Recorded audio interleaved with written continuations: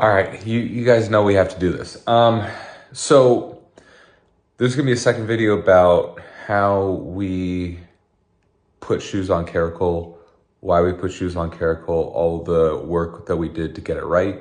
Because showing on grass last week with a horse that's never worn shoes in her life, you know, it was important to get right. I can't say if we 100% got it right, but we had a great result last week. So I'll do that in another video. This is more about Grand Prix round yesterday and the jump off. We're in France, we're in Normandy, have to have an American flag. Actually, Mackenzie got that to be unbelievably good, for the Nations Cup, having, when you represent your country, be patriotic. This is a Calvados. This is from a distillery, Christian Drouin, and it is their vintages. This is a 1995 vintage. That means it was distilled in 1995. I don't know how long it was aged for. But yeah, Calvados. It's interesting. This Calvados, it's not as sweet and rich as other ones that you try, but I think that's in a good way, because sometimes Calvados can be so sweet that it's great for a sip or two, but then it gets too rich. Okay, I know I ran through that, but we got a lot to cover. All right, yesterday was the Grand Prix of Rome. 5-star Rolex Grand Prix. My first time to Rome ever, not just to ride, but ever. And look, you guys know we won, so sorry for the spoiler. But let's look at the first round. Okay, this ring was amazing. Look at all the people watching. It's in the middle of Rome, the Piazza di Siena. And here we go. First fence, vertical, nice, keep flowing along in the 9-stride green oxer. Caracole is flying. And then a little bit of a tricky turn to this wall out of nowhere. I got a bit close there.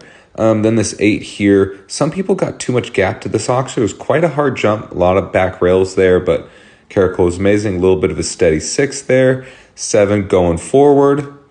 Nice, just keep going. And then use that forward momentum to just carry you onto this vertical, trying to save some time. Then steady 7 to the triple combination, just to set it up, elevate. She was just skipped through there. There's a little bit of a steady 6 here to very high vertical, 3 rails, 2 round Liverpools, very tricky. Then quick turn to this massive oxer out of the turn, but nice gap distance, totally fine. Keep going in the 8, very nice. And then try to be a little bit late in the 7, so it's very steady. But she landed so far, we kind of did 3 1/4, and it's hard to tell here, but that was almost really bad. But she was amazing. We were clear, unbelievable. Okay, so first of all, the venue is amazing. It's in the Piazza di Siena, which is basically downtown Rome. It is a public park with an amazing arena in the inside. The horses have to walk across an active roundabout street to get to the arena, which, these horses are amazing, and it doesn't, frazzle them, but it's still like you're in the city. It's truly amazing. And the people watching love the sport, know what's happening. And it was just an unbelievable experience. The footing was great. Uliano Vinzani, the course builder, built an unbelievable track. And what can I say? Caracole felt unbelievable. We've been working really, really hard on using poles to make our approaches to the poles and after the poles more predictable. No secret, nothing crazy, just one pole, and then in a straight line, about 8 strides away, another pole. No crazy trot stuff, gymnastics, nothing like that. Super basic, just canter the pole, canter it straight, depart straight, canter the next pole straight, stay on the same lead. Basic stuff that leads into what you see in the ring. And that work is paying off. She was unbelievable. There was I'll talk about this again in the second video. There was a lot of unknowns when you put shoes on a horse for the first time. My main concern for last week was that her stride length would get bigger, because when you pull the shoes off, almost always, the horse's stride gets shorter. Think of you running with shoes, and then I take the shoes off of you and say run. Your stride length is just going to be shorter. It's just a natural thing. So I was worried that too much stride length increase would be a problem in the lines, because we have had issues fitting in strides. It wasn't, she was amazing, except for the last line, which I know the angle wasn't great, but it was the best video I had. Yeah, she's unbelievable. So the way this Grand Prix works is it's a winning round style. So there were 50 to start in the first round, and the top 13 come back for the second round. Faults carry over. Everyone who came back for the second round was clear, so there was no four falters or one falters that came through. But you came back in order with which you qualified, meaning if you were clear and fast, you come back last. Not like if I was the second clear, I'd come back second normally.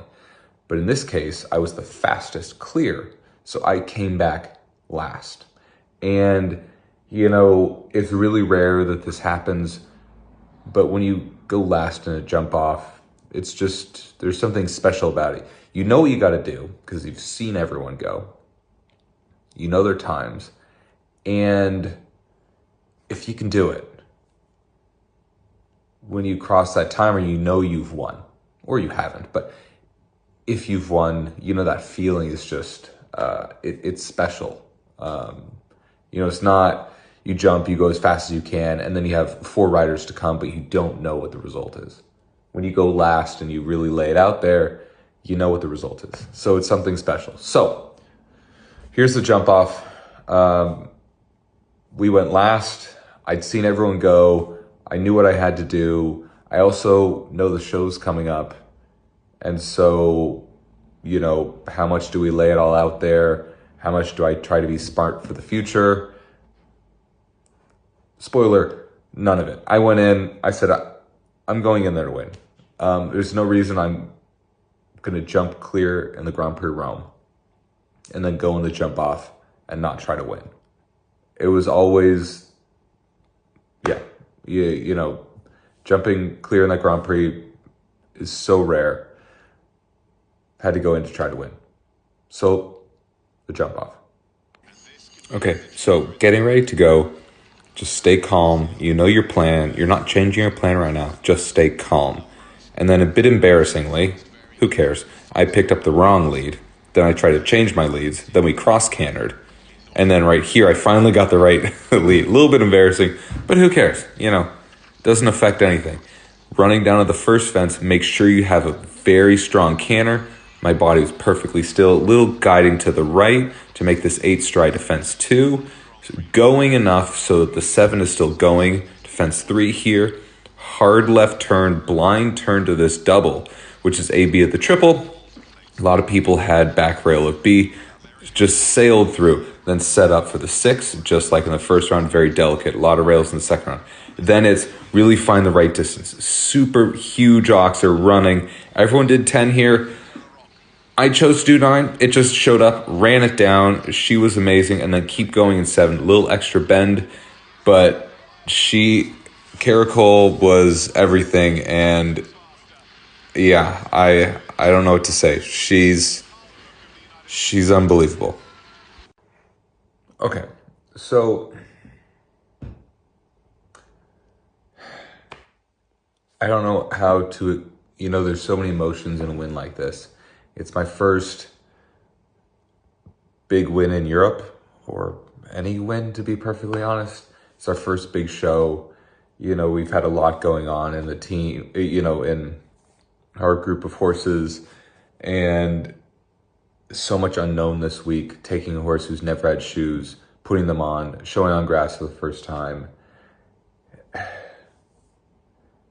I have to hand it to the whole team at Pomponio. to, Philippe, Eric, Tessa, Matt, Francesca, all the shoers, all the people we called, all the work that we did to bring this together. We only are in the ring for a short period of time, but there's so many hours that go in to preparing for that. And again, I will cover that in a separate video. This one is already going to be long. I didn't even talk about that. It's basically 12 years that I've worked with Eric, Neve, and now, back in Europe with a French mare, it's just, it's amazing how times change, people grow, and people improve. And, as I said in the post-press conference interview, when we had the opportunity to get Caracole, that was the most daunting challenge I think I've ever faced. Kalinka was daunting in her own way, but when I got her, she was 9, very green, had only jumped 140. But to try to follow a rider like Julian at Bayard and to start riding a horse that everyone knew was that good is nothing but daunting. I don't give a shit if you want to post about, yes, we bought her. No, she wasn't cheap. I don't care. But the thing that's hard is to feel like you're doing right by a horse that is that amazing. And I'm not going to say that yesterday was validation of that, but it makes me feel like we're on the right track. And I'm so grateful for the whole team at Pomponio.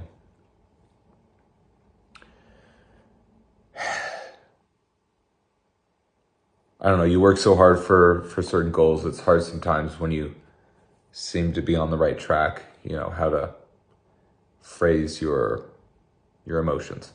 I knew I went last. I knew I wanted, the goal was to give it everything in the jump off so that even if it didn't work, even if I made a mistake, I could look back and say, you know what? I was there. I gave it everything I had. I failed, but I gave it everything. Instead of, I should have done this or I should have done that. It was, it was so cool being in the warm-up ring because there were so many unbelievable riders there, talking with Eric before we went into the ring. There were other riders who I've looked up to who have won gold medals in the Olympics that were giving their thoughts on the jump off, on the track, on the strides, on how to handle certain turns. And it was just,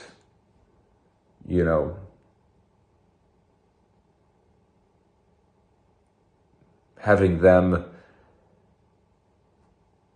wanting to help and giving their advice, people that I've looked up to and watched for decades is special.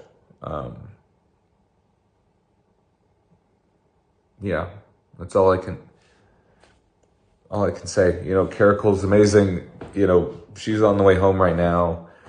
I think she should get home in the next few hours. And she has a week off before we go to Le Bowl, which is going to be a big week. I'm just so humbled.